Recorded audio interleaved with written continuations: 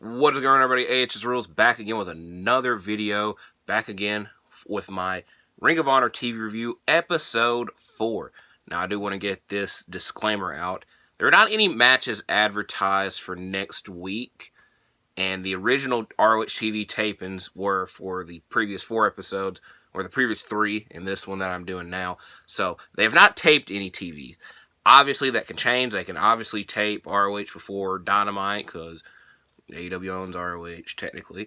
But what I'm getting at is, as of right now, there have not been anything announced for next week's TV. However, there will be an ROH-related video next week because I will be doing a Supercard of Honor preview / predictions next week. So, even if there's not an episode of TV, I will be getting my predictions and preview out next week. But that is besides the point. So, speaking of Supercard of Honor, several matches were announced for the event tonight. So, I'm going to quickly go over those before I get into this TV review. So, the Reach for the Sky ladder match originally had the Lucha Bros in it. Now 4 other teams have been added. Top Flight, The Kingdom, Aussie Open, and LFI, Roosh and Dralistico. Aussie Open, Mark Davis and Kyle Fletcher. Kingdom, Matt Taven, Mike Bennett. And Top Flight, Darius and Dante Martin. So, it's also very weird because I don't know, like, what is the most tag team that's ever been in a tag team ladder match, because there's definitely been 4. I don't know how many tag team ladder matches we've seen. 5 teams, but it is what it is. It's always there. The ROH tag team division is very good. Next, 6-man tag team title match: the Embassy versus AR Fox, Blake Christian, and Metalik. I'll talk more about that because all of these individuals are involved in TV tonight. Samoa Joe and Mark Briscoe was announced last week. Athena and Yuka Sakazaki was announced last week. Wheeler Yuta versus Shibata was announced last week. And this one, the big match that was not talked about at all tonight on TV, but was announced on Twitter: El Hijo Del Vicano versus Commander for the AAA Mega Championship. Obviously, Vicano just had the great match with Omega on Dynamite, and Commander was on Dynamite a couple weeks ago in the Face of the Revolution ladder match. So, definitely a very big match. I love that they're using ROH to have interpromotional matchups and bringing in titles from all other companies. And obviously they do that in AEW, but it's nice to see they're also doing it in Ring of Honor. And one other match was announced tonight, but I'll talk about that one later. So, let's get right into the TV review. Before that, let's get a sip. Here we go.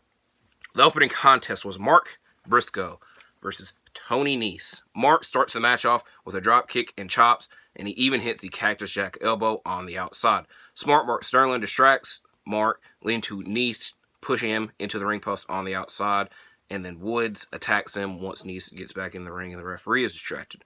Mark attempts a Dre Driller, but Nese reverses it with a kick to the face. Nese attempts a moonsault, but Mark moves out of the way. Mark eventually hits a Uranagi and neck breaker. Nese tries to hit a suplex, but Mark hits one of his own, and then Nese attempts the rolling knee into the corner, but Mark reverses it with a rolling Spicoli driver and Froggy Bow to win matchup. So Mark Briscoe has a lot of momentum going into this TV title match next week at Supercard of Honor. Next, we had a trios match. I don't understand how the Trustbusters, all 4 episodes, they have competed on. And like I said, I said it last week. I don't hate the Trustbusters. I do hate their theme song. And then I'm definitely coming off as a hater. Don't know how the hell they've got matches every freaking week. But again, we have the Trustbusters of Ari Daivari, Slim J, and Jeeves K versus Blake Christian, Metalik, and AR Fox. This match was set up last week when Ari Daivari called him out and said that Blake Christian and Metalik can beat him in a tag team, but can you beat him in trios action? So let's see if they could. Jeeves and AR start the match off, but quickly tag out, getting Ari and Christian into the ring. The Trustbusters keep Blake Christian in their own corner. After a while, Christian is able to get the tag into Metalik. Metalik hits a dive on the outside, but once he attempts one on the inside, K stops it from happening. Then they keep Metalik in their corner. Metalik tries for a tag, but both of his partners are down after Slim J pushed them down and no one was there. Eventually, Fox is able to tag in and hits a corner drop kick on Daivari and a double cutter on Slim J and Jeeves K, which that rhymed. Fox dives onto Daivari and J on the outside, and then Blake Christian throws Jeeves K onto the outside, and it's a dive onto all three of the Trust Busters.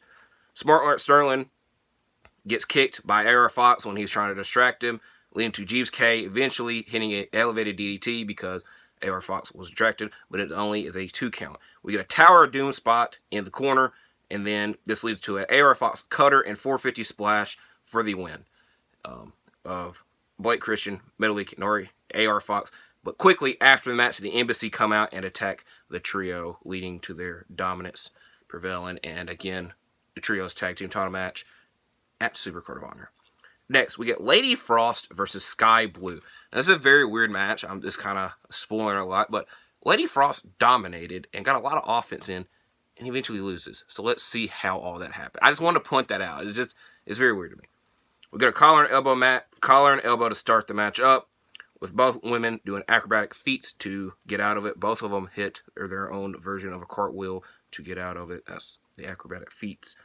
This continues with arm drags. Frost hits a vicious kick and senton in the corner. Frost also hits a senton on the outside, but Blue is able to hit a super kick once they get back in the ring. Frost hits a fancy body drop, but Blue rebuttals with a top rope crossbody, leading to the win with her hitting Skyfall, which, on the very first episode, she hit Skyfall. This one was way different. The last time I said that it was like she has the person on their back and then hits them with a DDT. Where the very first episode, it was just kind of the DDT. Where this time, she had them, Lady Frost, in this instance, elevated and then hit the DDT. So this time, it looked way nicer. And in the very first episode, I had a hard time describing it, but I'm guessing that it was just a mess up. But Sky Blue gets the win. Next matchup, we have Rhett Titus and Tracy Williams versus Rush and Dralistico. LF of Los La Facción Ingobernables, aka LFI, but I'll probably just call them Rush and Dralistico. Psych, I will not. LFI start the match off with a very fast attacks, but Williams and Titus fight back with their own. LFI keep Williams in their corner. This matchup sees a lot of forearms from all four men. Once Titus gets in, he hits a nice belly-to-belly suplex on Rush, and both Lee and Williams double-team Rush. Rush tries to hit the bull's horn, which is the run-in drop kick, but Williams reverses with a spear. Dralistico dives onto Williams on the outside, with LFI winning with the bull's horn on Rhett Titus. Now, I know this sounds like a quick matchup. It's very fast-paced. This matchup was way better than Rush and Dralistico versus Angelico and Serpentico a couple weeks ago, because that match felt very slow and LFI dominated, where this match was very even and very fast-paced. So I enjoyed this match a lot more with Rush and Dralistico getting the win. Next, we had a sit-down interview. Now, this is very weird because a lot of the previous 3 weeks we got a lot of backstage interviews, where tonight we didn't. We mainly had this one, and I don't break down a lot of the backstage interviews, but this one had some importance to it, so I got the notes on it. With this one, with Caprice Coleman hosting it, we had a sit-down with Eddie Kingston and Claudio Castagnoli. Claudio apologized because Kingston has honor. As the past couple weeks, when Eddie's challenged Kingston, he says the man without honor does not deserve a title shot, but he says that he has honor. But Eddie Kingston can't and shouldn't be world champion. Eddie does not want the apology. He wants nothing more than the world title, because that means everything, and the apology means nothing.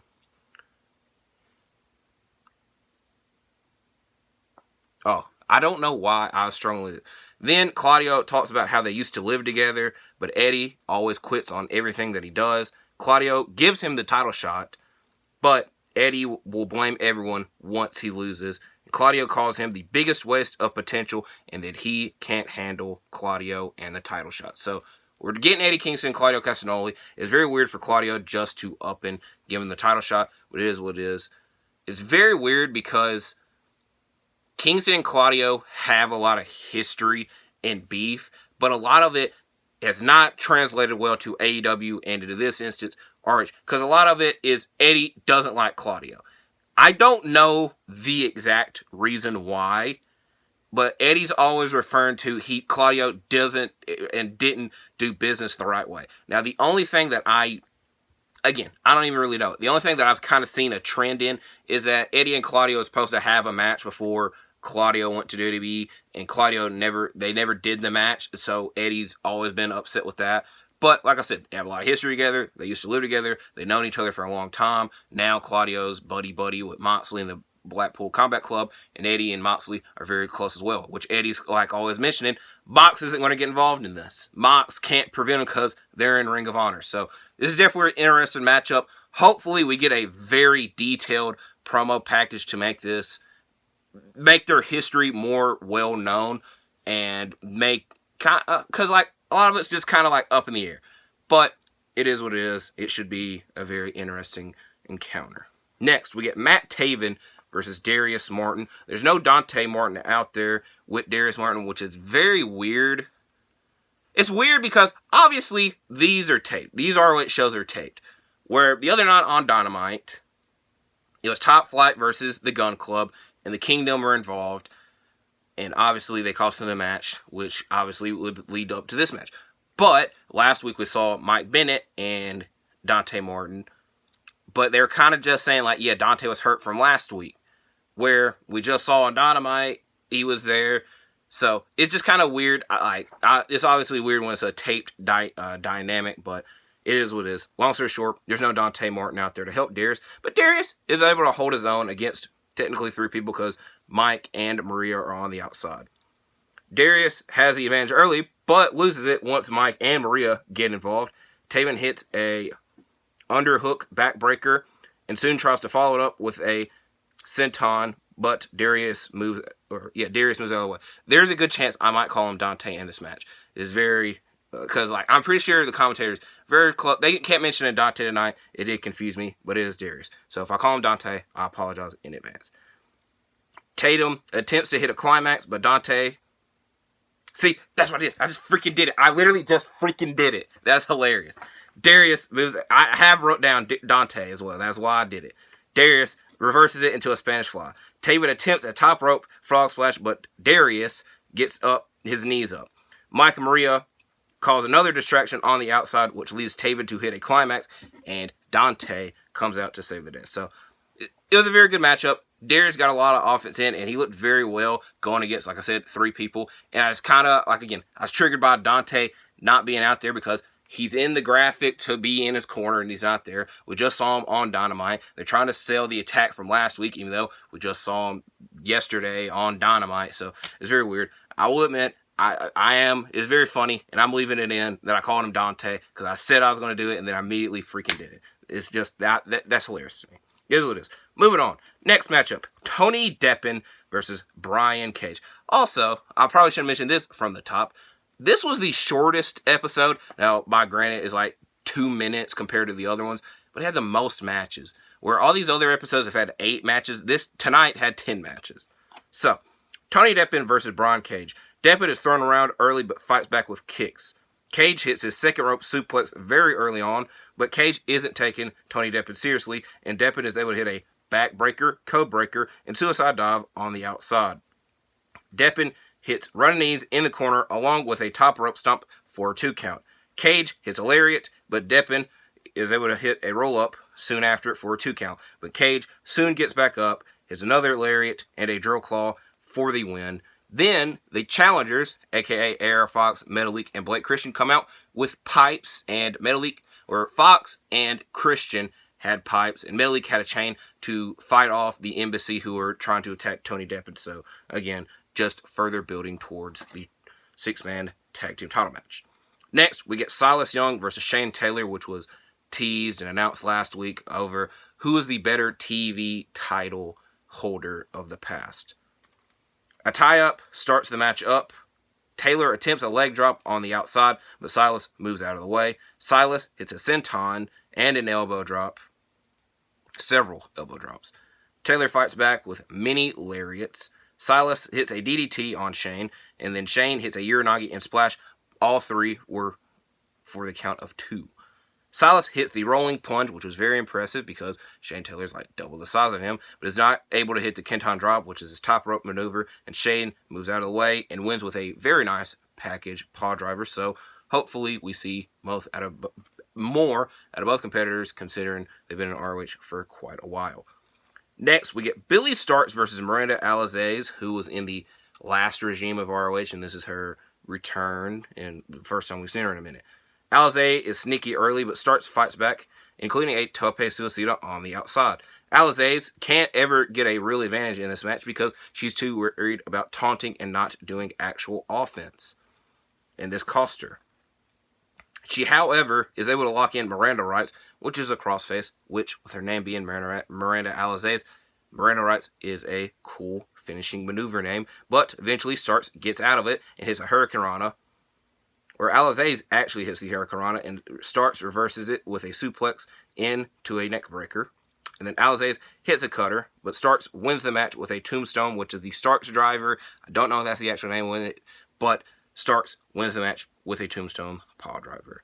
Next, Matt Sydal and Christopher Daniels versus Aussie Open. Like I said, we're going match to match. Like I said, we only had one backstage interview segment. I'm kind of realizing I'm going through this fast because there was not many backstage segments. So, like I said, we got this tag team matchup right now.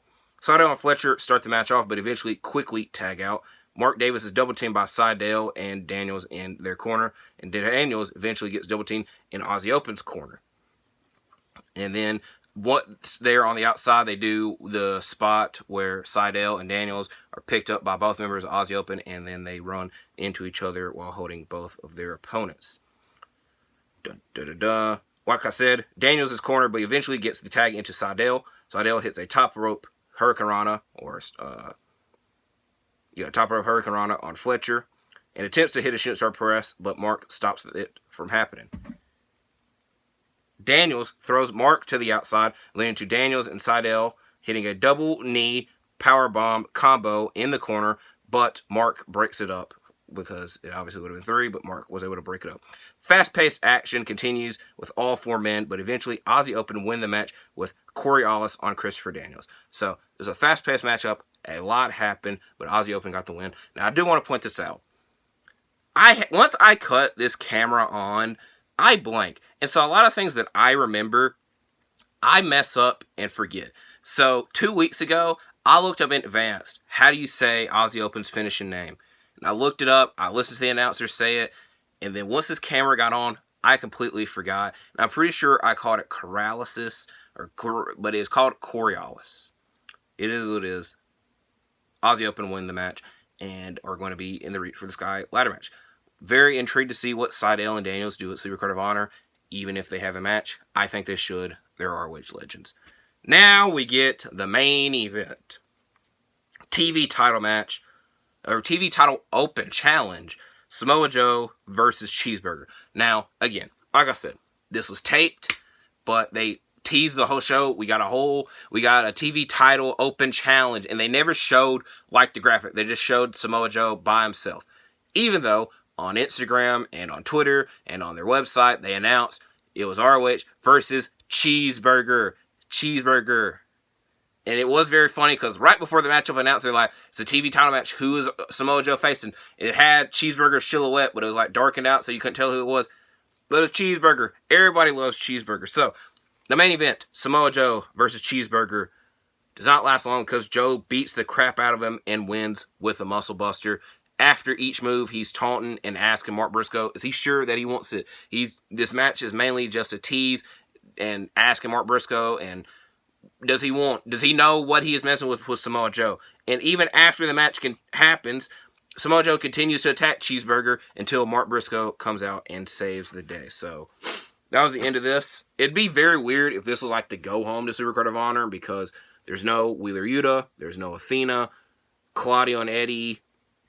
Like I said, I think there's a lot more that needs to happen. So this was a very good episode of ROH. Out of the 4, I think this was probably the one I was least interested in because a lot of it, I don't know. I think I enjoyed the matches from the previous 3 weeks, but it wasn't bad. It definitely was not bad. So, like I said, next week, I don't know if there's a TV episode because they didn't have tease or announce any matches for next week.